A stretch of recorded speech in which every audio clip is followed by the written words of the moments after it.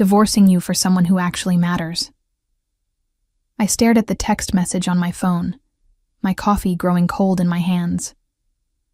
The words blurred as I read them again, trying to make sense of what my husband of 15 years had just sent me. Outside my kitchen window in Portland, Oregon, the morning rain drummed against the glass, but I barely heard it over the sound of my heart pounding. My name is Felicia Monroe, and I'm 42 years old. For the past decade, I've worked as a senior accountant at Bright Rise Systems, a manufacturing company that produces industrial equipment. I've always been the steady one, the reliable one, the one who kept our life together while my husband Darren chased his endless business dreams and startup fantasies. The notification sound from my banking app made my stomach drop. I watched in real time as thousands of dollars vanished from our joint checking account. Transfer after transfer, each one authorized by Darren's access codes. My hands shook as I scrolled through the transactions, seeing amounts that represented months of my careful budgeting disappearing to an account I didn't recognize. Another notification. This time from our savings account. The emergency fund I'd built over years of skipping vacations and buying generic groceries was being drained systematically. $25,000. Gone. I sat there in my pajamas, watching my financial security evaporate, while my husband was supposedly on a business trip to Seattle. He'd left 3 days ago with his usual vague explanations about meetings with investors and networking opportunities. I'd stopped asking for details years ago because his answers never made sense anyway. But this was different. This wasn't just another one of his failed ventures or mysterious absences. This was calculated theft, executed while he was hundreds of miles away, thinking I wouldn't notice until it was too late. My phone buzzed again. Not a text this time, but a notification from our shared cloud storage. Darren had uploaded something by accident, a screenshot of a group chat with his coworkers. My hands trembled as I opened it. "That useless failure will be homeless by Christmas," he'd written, followed by laughing emojis. "She's too weak to fight back. Always has been." His colleagues had responded with their own cruel comments, treating my potential homelessness like entertainment. They discussed how pathetic I was, how I never contributed anything meaningful to our marriage, how I was just dead weight he should have dumped years ago. I stared at those words until they burned into my memory. Useless failure. Too weak to fight back. Dead weight. Something cold and precise settled in my chest. They were about to learn exactly how wrong they were. I sat perfectly still for what felt like hours, but was probably only minutes. The rain continued outside, and somewhere in the distance, I could hear our neighbor starting his car for his morning commute. Normal sounds of a normal Tuesday, while my entire world had just imploded. But as I sat there, something strange happened. The panic I expected to feel never came. Instead, a calm clarity washed over me, the same feeling I got when I was working through a particularly complex financial audit at work. My mind began organizing information, categorizing facts, building a case. I'd suspected something was wrong for months. Darren's business trips had become more frequent, his explanations more vague. He'd been protective of his phone, taking calls in other rooms, and closing his laptop whenever I walked by. There had been mysterious charges on our credit cards that he'd dismissed as business expenses, and his mood had shifted from distant to hostile whenever I asked about our finances. The signs had been there. I'd just been too trusting, too focused on maintaining the peace we'd never really had, too willing to believe that 15 years of marriage meant something to him. I thought about our early years together, when we'd met at a coffee shop near the university. I was finishing my accounting degree, and he was full of big dreams about starting his own company. He'd charmed me with his confidence, his grand plans, his certainty that success was just around the corner. I'd supported those dreams. When his first startup failed, I'd covered the bills. When he needed to invest in new opportunities, I'd taken on extra work. When his networking events required expensive dinners and drinks, I'd stretched our budget to make it work. Always believing that eventually, his efforts would pay off, and we'd build something together. Instead, I'd built everything alone while he played entrepreneur with my money. The cruelest part wasn't even the theft or the divorce threat. It was that group chat, reading how my husband and his friends laughed about my supposed weaknesses, making jokes about my future homelessness like it was comedy entertainment. They saw me as nothing more than a punchline, a burden that Darren was finally smart enough to shed. They thought I was weak because I'd been patient. They thought I was useless because I'd been supportive. They thought I was a failure because I'd prioritized our marriage over my own recognition. But what they didn't understand was that patience had taught me to plan. Support had taught me to document everything. And prioritizing our marriage had given me complete access to all our financial records, all his communications, all the evidence I needed to destroy the life he thought he was building without me.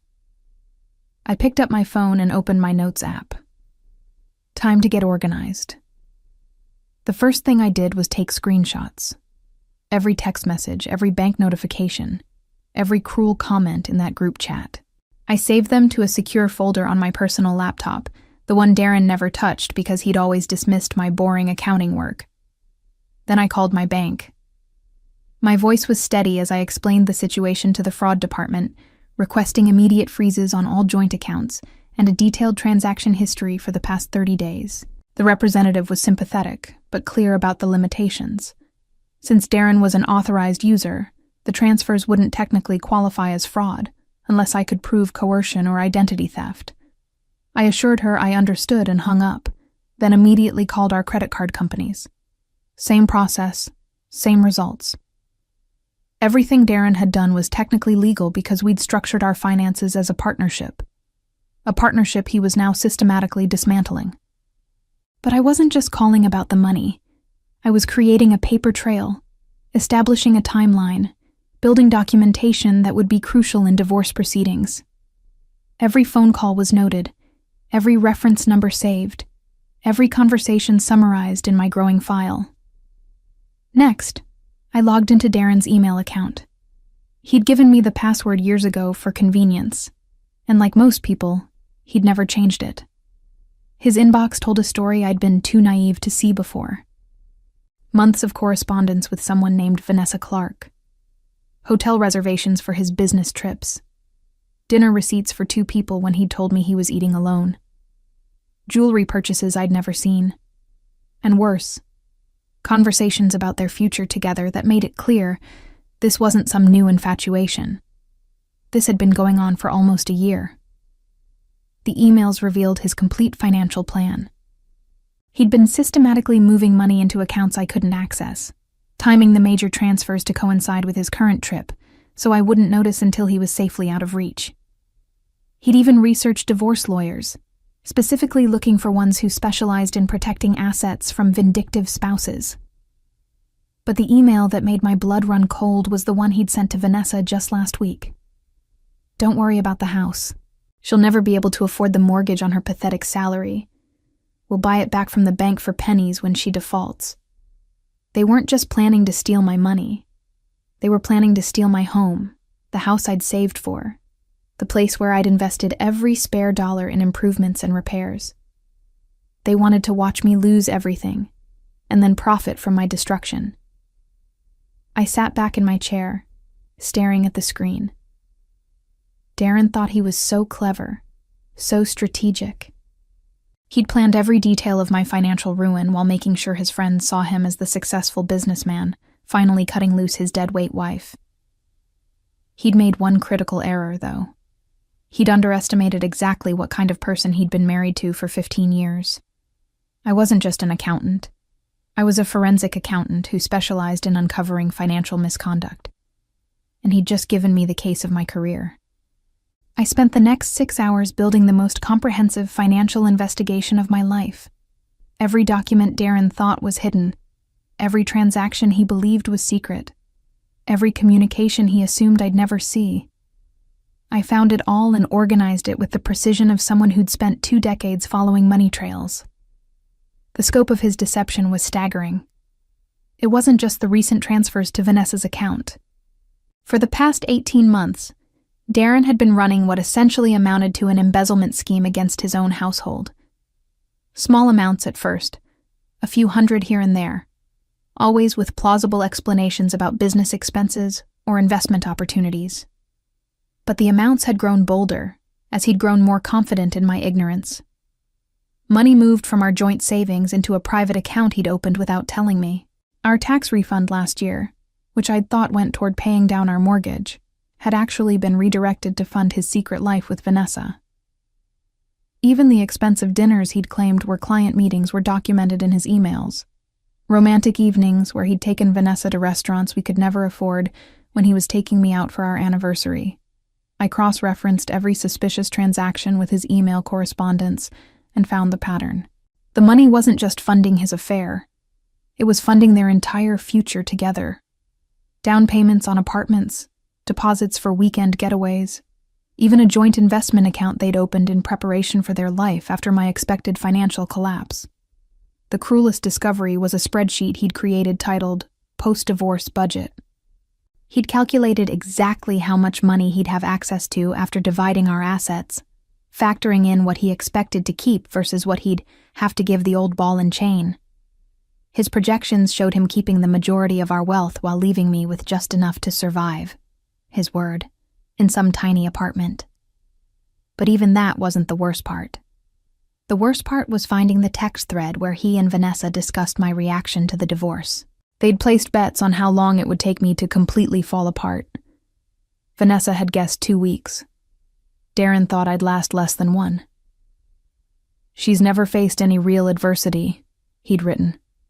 "Always had me to handle the difficult stuff. She'll probably call her sister crying and begging me to come back within 48 hours. They'd planned this entire scenario like a game, treating my anticipated suffering as entertainment.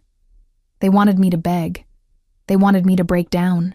They wanted proof that I was as weak and pathetic as they'd always believed. I saved every screenshot, every document, every piece of evidence. Then I did something Darren would never expect. I started making phone calls.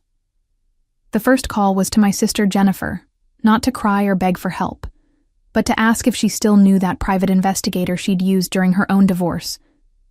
She did, and by 3 p.m., I had a consultation scheduled for the next morning. The second call was to my lawyer, not a divorce attorney. I'd handle that later. This was to the corporate lawyer who'd helped me with financial documentation when Brightrise Systems had faced an embezzlement investigation 2 years ago. I needed expert advice on asset protection and evidence preservation. The third call was the most important one. I dialed the main number for Gravora Group, the financial services company where Darren worked as a senior portfolio manager. I'd met his boss, William Thorne, several times at company events. He'd always seemed like a decent man, someone who took ethics seriously. "Mr. Thorne," I said, when his assistant connected me. "This is Felicia Monroe, Darren Monroe's wife. I have some information about financial misconduct that I believe violates company policy. Would it be possible to schedule a meeting?" There was a pause. "What kind of misconduct, Mrs. Monroe?" "The kind that involves stealing money and violating fiduciary trust. The kind that could expose your company to serious liability if it becomes public." Another pause. "Can you be here tomorrow at 10 a.m.? "I'll be there." I hung up and looked at my growing file of evidence. Darren thought he'd planned the perfect crime, the perfect escape, the perfect humiliation of his useless wife. He'd forgotten that his useless wife had access to everything. That evening, I did something I hadn't done in months. I cooked myself a proper dinner. Not the quick sandwiches or frozen meals I'd been surviving on while working late and managing our household alone, but an actual meal with fresh ingredients and careful preparation. As I chopped vegetables and seasoned chicken, I felt something I hadn't experienced in years. Calm. Not the nervous energy of trying to keep peace with Darren, not the exhaustion of constantly managing crises he created, but genuine tranquility. For the first time in our marriage, I knew exactly what was going to happen next, because I was the one controlling the situation. My phone buzzed constantly with texts from Darren. He'd apparently expected me to respond to his divorce announcement with panic or pleading. Instead, I'd gone silent, and it was clearly bothering him. "Did you get my message?" he wrote at 6 p.m. "We need to discuss logistics," came another text an hour later. By 9 p.m., his messages had shifted to irritation. "Don't ignore me, Felicia. This is happening whether you like it or not." I deleted each message without responding, but not before screenshotting them for my file. Every communication was evidence of his character, his intentions, and his complete lack of concern for the devastation he was causing. Around 10 p.m., my phone rang. Darren's name on the caller ID. I almost declined, but then realized this might be an opportunity to gather more evidence. I answered and immediately put the call on speaker while opening my voice recording app. "Finally," he said, his voice sharp with annoyance. "I was starting to think you'd had some kind of breakdown." "Hello, Darren. How's your business trip going?" The question seemed to catch him off guard. "Fine. Great, actually. Look, we need to talk about the practical aspects of this divorce. I've already consulted with a lawyer, and there are things we need to sort out." "Such as?" "The house, obviously. You can't afford the mortgage on your salary, so we'll need to sell it quickly. My attorney says if we're cooperative about the timeline, we can avoid a lot of unnecessary legal fees." I kept my voice perfectly neutral. "How thoughtful of you to be concerned about my finances." "Don't be sarcastic, Felicia. I'm trying to make this as painless as possible. You'll get your share of the proceeds, and that should be enough for you to find something more appropriate to your budget. And what about our joint accounts? I noticed some significant activity today." There was a pause. When he spoke again, his tone was more defensive. "I transferred some funds to secure temporary housing. It's expensive to start over, and I need liquid assets to cover immediate expenses." $25,000 worth of immediate expenses? You don't understand the complexities of this situation. There are legal fees, deposits, moving costs. It's not as simple as you think. I let the silence stretch, waiting to see what else he'd reveal. "Look," he continued, his voice taking on the patronizing tone I'd grown to hate. "I know this is difficult for you to process. You've always depended on me to handle the complicated decisions. But this is what's best for both of us. You'll see that eventually." "Will I?" "Yes. You're not cut out for the kind of life I need to live. You never understood my ambitions, my potential. Vanessa gets it. She supports my goals instead of constantly questioning them." There it was. He'd said her name himself, on a recorded call, confirming the affair I'd already documented through his emails. "I see. And does Vanessa understand the complexities of your current financial situation?" "What do you mean?" "Nothing important.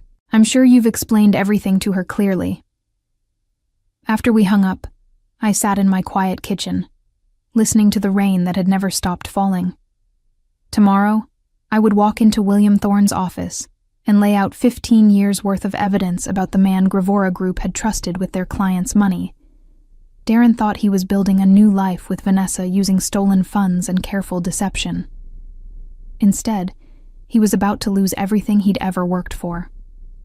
I arrived at Gravora Group's downtown Portland office at 9:45 a.m., carrying a leather portfolio that contained what would become the most important presentation of my career. The building was impressive, 30 floors of glass and steel that housed one of the Pacific Northwest's most respected financial services firms. William Thorne met me in the lobby personally, which told me he was taking this seriously. He was a tall, distinguished man in his 50s, with gray hair and the kind of presence that commanded respect without effort. "Mrs. Monroe," he said, shaking my hand firmly. "Thank you for coming in. I must admit your call yesterday was quite concerning."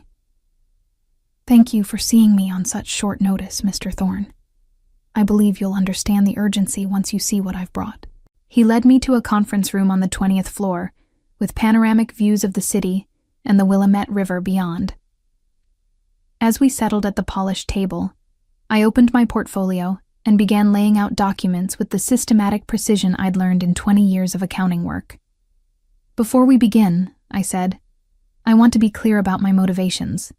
This isn't about revenge or spite. This is about protecting your company from a significant liability risk that you may not be aware of." Thorne leaned forward, his expression serious. "What kind of liability?" I slid the first document across the table, a summary sheet I'd prepared showing Darren's financial misconduct over the past 18 months. "Your employee has been systematically stealing marital assets while representing your firm. He's used company credit cards for personal expenses, falsified business trip reports, and conducted an extramarital affair using funds that were obtained through fraudulent means." Thorne's eyes widened as he scanned the document. "These are serious allegations, Mrs. Monroe. They're also thoroughly documented." I began laying out evidence methodically. Bank statements showing the unauthorized transfers, printed emails revealing the scope of the affair, screenshots of the group chat where Darren had discussed his plans with colleagues. But the document that made Thorne's face go pale was Darren's expense report from his current business trip to Seattle. I'd cross-referenced every claimed expense with his email correspondence and found that he was billing the company for a romantic getaway with Vanessa. "He submitted receipts for client dinners," I explained, pointing to the relevant sections. "But his emails show these were intimate dinners with his girlfriend. He claimed transportation costs for business meetings, but GPS data from his phone, which syncs to our shared cloud account, shows he spent the entire time at a luxury resort outside the city." Thorne studied the evidence with the focused attention of someone who understood exactly what he was looking at. "This represents a clear violation of our ethics policy. But beyond that, if this becomes public knowledge, it could damage Gravora Group's reputation significantly," I finished. "A senior portfolio manager who steals from his own household and lies on expense reports isn't someone clients would trust with their investments."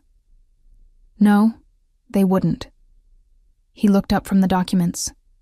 "Mrs. Monroe, may I ask why you're bringing this to me instead of simply pursuing divorce proceedings?" It was a fair question, and I'd prepared for it. Because divorce proceedings are public record. If this information comes out in court, it becomes a matter of public interest. Reporters love stories about financial professionals who can't manage their own ethics. Your company would be caught in the aftermath of media coverage you didn't deserve. And if we handle this internally, then it remains a private personnel matter, clean, quiet, and contained. Thorne was quiet for a long moment, reviewing the evidence again. Finally, he looked up. "What outcome are you seeking?" "Justice," I said simply, "and consequences that match the severity of the misconduct." He nodded slowly. "I'll need to consult with our legal department and board of directors.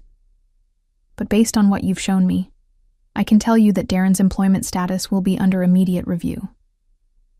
As I left the building, I felt the same calm certainty I'd experienced the night before. Phase 1 was complete. Now, it was time for Phase 2. By Friday morning, exactly 3 days after Darren's divorce text, everything began to fall apart for him in ways he never could have anticipated. I was at my desk at Brightrise Systems when my phone rang. It was an unknown number, but I recognized the area code, Seattle, where Darren was supposedly conducting business. "Hello? Is this Felicia Monroe?" The voice belonged to a young woman who sounded nervous. "Yes, this is Felicia." "This is Vanessa Clark. I think we need to talk." I kept my voice carefully neutral. "Do we?" "Darren told me you were separated. He said you'd been living apart for months, that the divorce was mutual. But after what happened this morning..." "What happened this morning?" "He got fired. Security came to the hotel and escorted him out. They said he was being terminated for financial misconduct and that there was an investigation. He's completely falling apart, saying someone sabotaged him, that his wife must have done something." I said nothing, letting the silence stretch. "The thing is," Vanessa continued, her voice getting smaller, I think he's been lying to me about a lot of things. The money he's been spending on me. He said it came from his bonus. But now I'm wondering if it was your money. Our money. I found out this morning that he's still wearing his wedding ring when he thinks I'm not looking. I see. I'm not a homewrecker, Mrs. Monroe. I would never have gotten involved if I'd known the truth. I'm driving back to Portland today, and I think you should know that I've already closed the account he was transferring money to. I'm prepared to return everything. After she hung up, I sat quietly for a moment. Darren's perfectly planned new life was crumbling, and he didn't even understand why yet. My phone buzzed with a text from an unknown number. "This is all your fault. You destroyed everything. How could you be so vindictive?" I deleted it without responding. Darren still didn't understand that this wasn't about vindictiveness. This was about consequences. The following Monday brought news that exceeded even my expectations. William Thorne called me personally to inform me that Gravora Group's board had voted unanimously to terminate Darren's employment effective immediately. But that wasn't all. Our investigation revealed additional irregularities beyond what you initially reported, Thorne explained. It appears your husband had been padding his expense accounts for over 2 years. The total amount exceeds $50,000. Will there be criminal charges? That's being reviewed by our legal department. At minimum, we're pursuing full restitution. But Mrs. Monroe, there's something else you should know. We've been contacted by the Securities and Exchange Commission. Apparently, Darren's conduct has triggered a broader investigation into his client accounts. The SEC investigation was something I hadn't anticipated, but it made perfect sense. A portfolio manager who stole from his own household and falsified company records couldn't be trusted with client investments. Every transaction he'd made, every recommendation he'd given, every account he'd managed would now be scrutinized for evidence of misconduct. That afternoon, I received a call from my attorney with even better news. "Felicia, I've reviewed all the evidence you provided, and I have to say, this is one of the most comprehensive cases I've ever seen. With the documentation you've gathered, we can not only recover all the stolen funds, but also pursue additional damages for financial fraud. What kind of timeline are we looking at? Given the strength of our evidence, I expect Darren's attorney will recommend a settlement rather than risk this going to trial. No lawyer wants to defend a case this well documented." That evening, I finally responded to one of Darren's increasingly desperate text messages. "The house keys are under the planter by the front door," I wrote. "Your belongings are packed and waiting in the garage. The locks have been changed." I turned off my phone and poured myself a glass of wine. Justice had never tasted so sweet. As I settled into my quiet house that Christmas Eve, surrounded by friends who'd supported me through the hardest year of my life, I realized that Darren had been right about one thing. I had been too weak to fight back. But weakness, I'd learned, was just another word for choosing your battles carefully. And when I finally chose to fight, I fought to win completely.